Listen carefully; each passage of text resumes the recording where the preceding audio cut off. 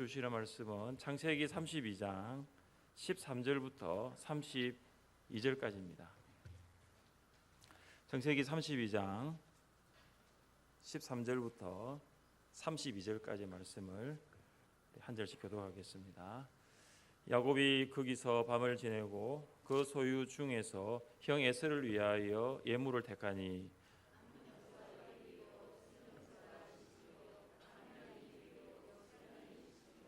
전나는 낙타 30과 그 새끼요, 암소가 40이요, 황소가 10이요, 암나기가 20이요, 그 새끼 나기가 10이라.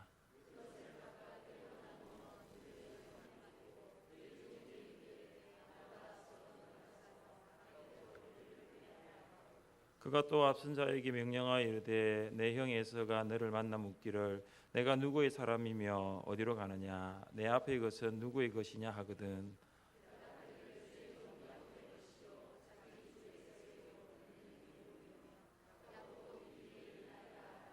그 둘째와 셋째와 각대를 따라가는 자에게 명령하여 이르되 너희도 에서를 만나거든 고 이같이 그에게 말하고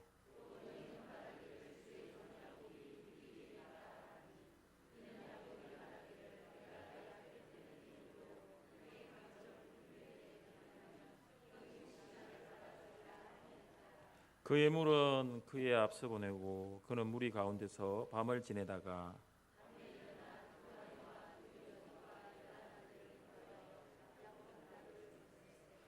그들을 인도하여 시내를 건너가게 하며 그의 소유도 건너가게 하고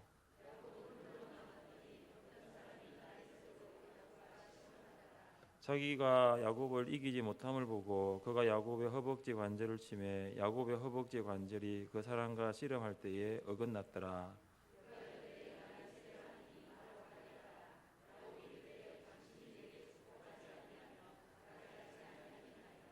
그 사람이 그에게 이르되 내 이름이 무엇이냐 그가 이르되 야곱이니이다.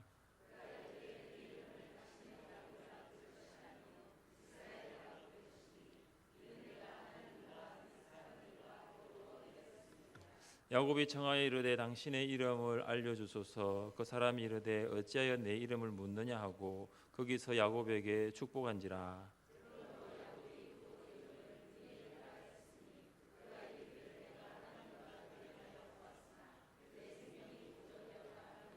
그가 번예를 지날 때에 해가 돋았고 그의 허벅 다리로 말미암아 절었더라. 그 사람이 야곱의 허벅지 관절에 있는 둔부의 힘줄을 쳤으므로 이스라엘 사람들이 지금까지 허벅지 관절에 있는 둔부의 힘줄을 먹지 아니하더라. 아멘. 유럽의 호전적인 민족 중에 하나인 색슨족은 사렬만류 대제의 공약으로 기독교화가 되었습니다. 그들은 개종을 공식 선언하는 세례를 받는 데는 동의를 했지만 세례를 받을 때에 한 가지 조건을 내걸었습니다. 그것은 뭐냐면 세례를 받을 때 오른팔을 물속에 잠기지 않게 해달라는 것이었습니다. 세례는 뭐냐 하면은 이전 삶과 지금의 삶 이것이 완전히 단절되는 거잖아요. 그러니까 이전의 삶과 완전히 단절되어서 새로운 삶으로 살아가는 게 세례인데 그들은 세례는 받기는 하지만 완전하게 달라진 삶, 그 완전한 변화는 원치 않았던 것이죠. 그들이 가지고 있었던 호전성 그리고 다른 사람을 죽이고 정복하는 살육과 이 정복이라는 것을 지속하기 위해서는 오른손을 포기하지 않았던 거죠. 이것은 내가 세례받지 않겠다는 것입니다. 결국 그 오른팔 때문에 이후로도 유럽에서는 전쟁과 살육이 끊이지 않았습니다. 겉으로는 기독교를 내세우지만 이교도들과는 전혀 구별되지 않는 모습이 지속되었기 때문입니다. 변화란 정말로 힘든 것입니다. 깊이 뿌리 박힌 습관을 바꾸기란 더욱 어렵습니다. 삶의 방식을 바꾸려고 하면은 뼈를 깎는 아픔이 수반되어야 합니다. 야곱의 삶에 깊이 뿌리 박힌 습관, 그리고 야곱의 삶을 지배했던 그 삶의 방식이 어떻게 변화되었을까요? 야곱은 20년 만에 형 에서를 만나지만 그는 극도의 두려움을 가지고 있었습니다. 20년이라는 세월이 흐른다고 두려움도 사라지는 것은 아닌 것입니다. 야곱은 에서를 생각하면 두려움이 몰려왔습니다. 야곱이 바단 아람으로 도망가게 된 주요 원인도 에서의 말 때문이었습니다. 아버지를 곡할 때가 가까웠은저 내가 내 아우 야곱을 죽이리라. 여러분, 에서가 얼마나 분노했으면 그것도 형이 동생을 죽이겠다는 말을 했을까요? 야곱은 20년 동안 이 에서의 말을 잊은 적이 없었을 것입니다. 그런데 그것이 말로만 끝난 것이 아니라 이제는 현실이 되었습니다. 에서가 400명의 사람들과 함께 야곱을 죽이려고 오고 있기 때문입니다. 야곱이 에서를 향해 두려움을 가진 것은 죄 때문입니다. 야곱은 악의적이고 기만한 방법으로 형의 장자권을 탈취했습니다. 그는 심지어 앞을 분간할 수 없는 아버지의 눈과 귀를 속임으로써 장자의 축복까지 빼앗았습니다. 야곱은 이 장자권과 축복을 탈취한 일이 죄라는 것을 분명히 알았습니다. 만약 야곱이 이것을 죄로 생각하지 않았다면 그는 죄책감을 가질 필요도 없었고 에서를 만나는 것을 두려워할 필요가 없었던 것입니다. 그런데 야곱은 이 에서를 만나는 것이 너무나 두려웠습니다. 야곱은 선물 공세 작전을 펼치기로 마음먹었습니다. 야곱이 형에게 바치기로 한 가축들의 수를 보면 그 규모가 엄청납니다. 암염소 200마리, 순염소 20마리, 암양 200마리, 순양 20마리, 암낙타 30마리와 새끼들, 암소 40마리와 황소 10마리, 암나귀 20마리와 새끼나귀 10마리. 지금 암낙타 새끼들이라고 나와요. 숫자를 정확하게 기록을 하지 않고 있는데 이 암낙타 새끼들만 제외하면 다 더하면 550마리예요. 저는 이 중에 한 마리라도 있으면 좋겠다 생각이 듭니다. 여러분, 이게 한 사람에게 주는 선물치고는 엄청난 규모 아닙니까? 여러분 댁에는 항소 한 마리 있습니까? 이 선물이 아니죠. 전 재산. 물론 이제 야곱이 재산이 따로 있지만은 부자의 전 재산이라고도 볼 수 있는 거예요. 야곱은 종들에게 550마리 이상의 가축을 세 떼로 나눕니다. 그리고 일정 거리를 두고 에서에게 가라고 합니다. 그리고 그는 종들에게 예상 질문과 예상 답변을 줍니다. 만일 에서가 종들에게 너는 누구의 사람이며 이 모든 짐승이 누구의 것이냐 물으면 이렇게 말하라는 것이죠. 이것은 주의 종 야곱의 것이고 자기 주 에서에게로 보내는 선물입니다.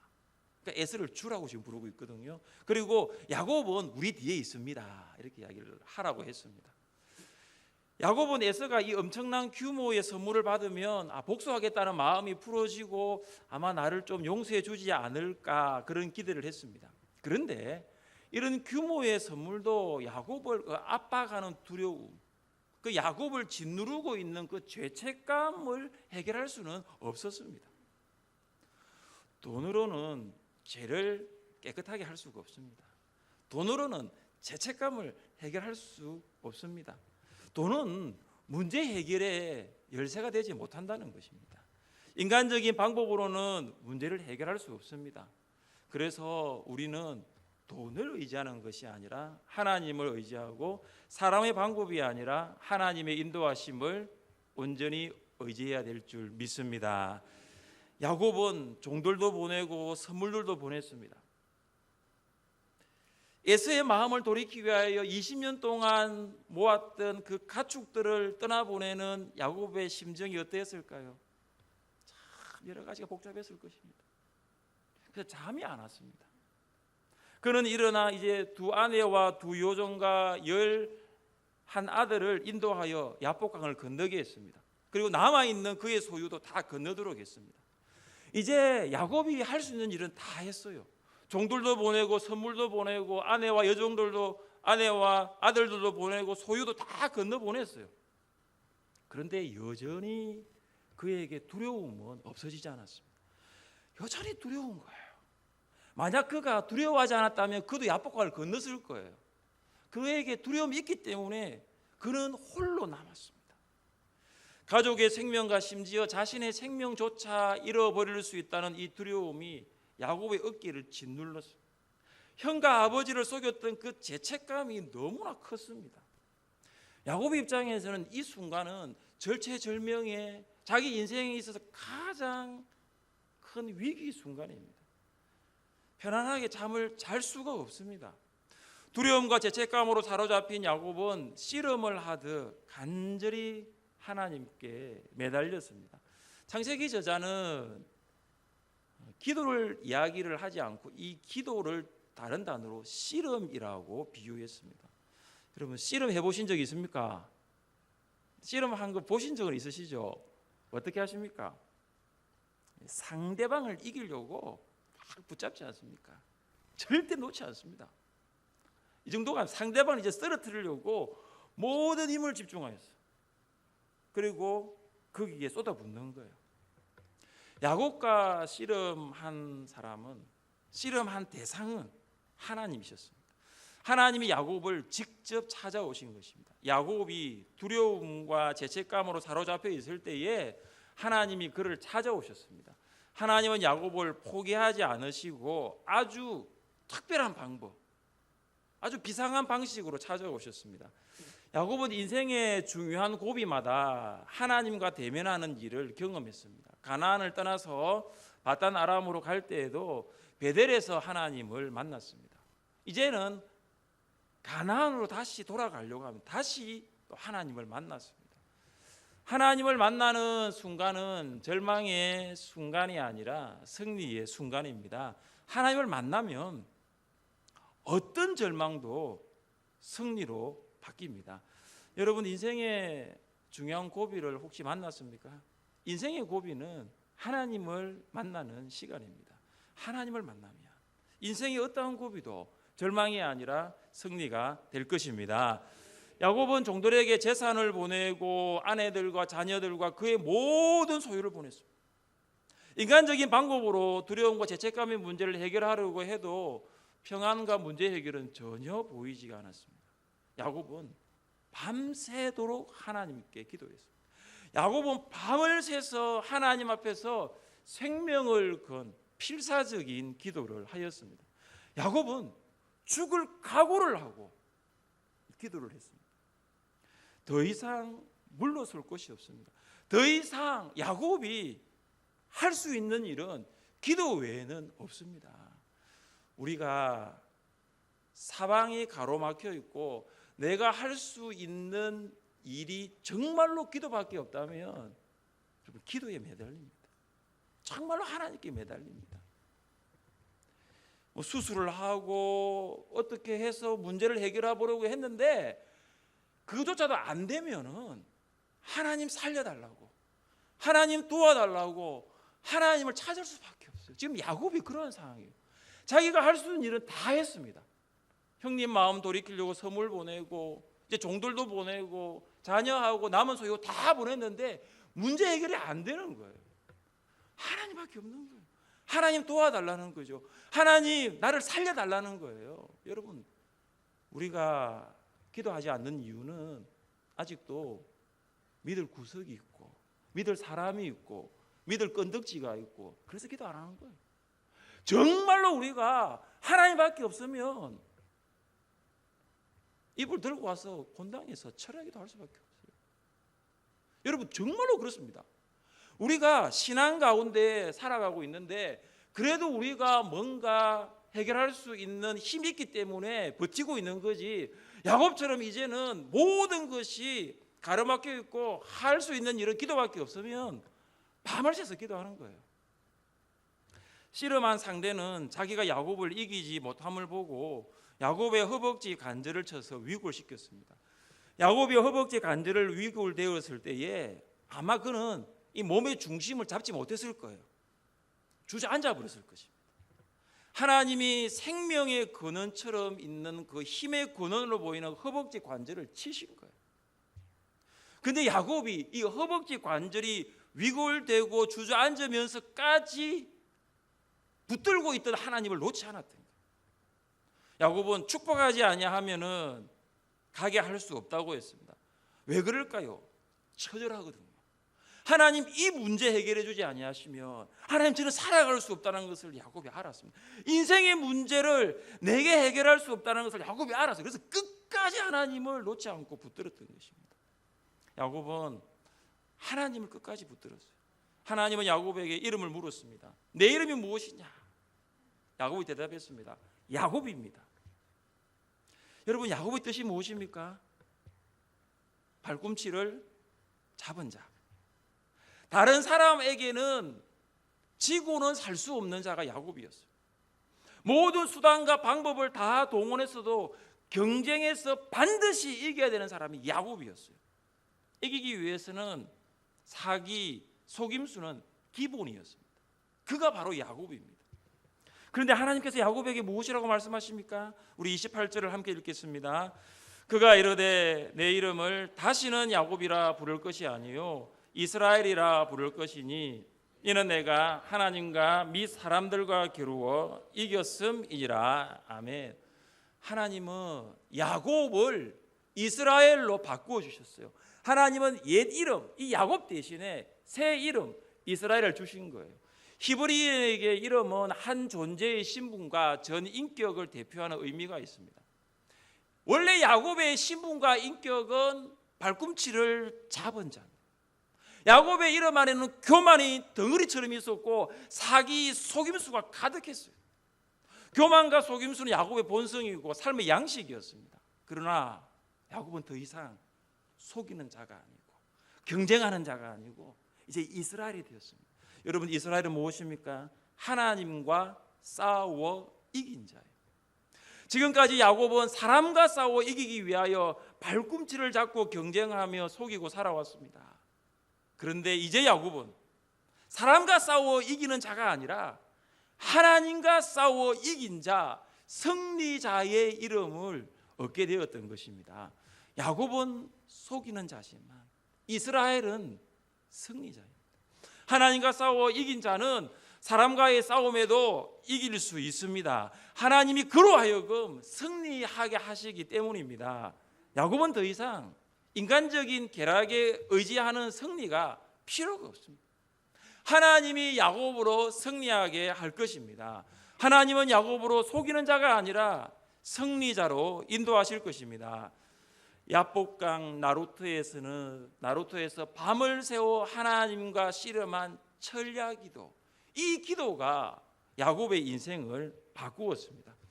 야곱은 야복강 나루토에서 하나님을 만나기 전까지는 경쟁에서 뒤처지지 않으려는 삶을 살았습니다. 형 에서의 경쟁에서 이기기 위하여 배고픈 형에게 팥죽 한 그릇조차 줄 수 없는 속 좁은 동생, 야박한 동생이었습니다. 라반과의 경쟁에서도 뒤처지지 않으려고 인간적인 힘을 동원하여 이기려고 하였습니다. 아무리 인간적인 방법으로 이기려고 해도 한계가 있는 것을 이제 알았던 것입니다. 20년 동안 모은 모든 재산, 그리고 아내들과 자녀들 그의 힘으로는 더 이상 지킬 수가 없었습니다. 하나님이 지켜주지 아니하시면, 하나님이 보호해주지 아니하시면 안 되는 것입니다. 여러분, 하나님이 지켜주시면 됩니다. 하나님이 보호하시면 됩니다. 야곱이 정말로 원하는 것은 뭐냐? 더 달라는 게 아니에요. 하나님께서 이 주신 것, 이것 하나님 지켜달라는 거죠. 이제 하나님이 이거 보호하지 아니하시면 나는 아무것도 할 수 없다는 것을 야곱이 알았던 것입니다. 하나님이 복을 주시면 경쟁하는 인생이 아니라 다른 사람을 축복하는 인생으로 바뀝니다. 하나님의 복을 받는 여러분 되시기를 바랍니다. 하나님이 여러분과 자녀들, 여러분의 가정과 일터에 복 주시기를 원하십니다. 하나님이 복 주시면, 사람이 주는 복이 아니라 하나님이 복 주시면 우리의 인생은 획기적으로 달라질 것입니다. 야곱은 밤새도록 하나님께 기도한 장소를 브니엘이라고 칭했습니다. 야곱은 속이는 자에서 승리자로, 경쟁자에서 하나님의 축복을 받은 자로 변화된 곳, 그 브니엘을 하나님의 얼굴이라고 불렀습니다. 야곱의 일생을 한번 돌아보십시오. 하나님을 만나 그의 삶이 변화된 장소가 여러 군데가 나오죠. 베델, 마하나임, 브니엘. 베델은 하나님의 집이고 마하나임은 하나님의 군대이고 브니엘은 하나님의 얼굴입니다. 모두 하나님과 관계 있는 곳이에요. 우리가 일생을 살아가면서 베델, 마하나임, 브니엘과 같이 하나님을 만난 곳이 있어야 됩니다. 여기저기 여행을 많이 다녀왔는데, 여기저기 다른 나라는 많이 가는데 그게 중요한 게 아니라 정말 내 인생 가운데 하나님과 관계된 추억의 장소, 하나님이 내 인생을 바꾸셨던 그 신앙의 그 현장이 있어야 되는 거예요. 여러분에게 베델은 어디입니까? 여러분에게 마하나임은 어디입니까? 여러분에게 브니엘은 어디입니까? 왜 야곱이 야복강 나루트를 브니엘, 하나님의 얼굴이라고 불렀을까요?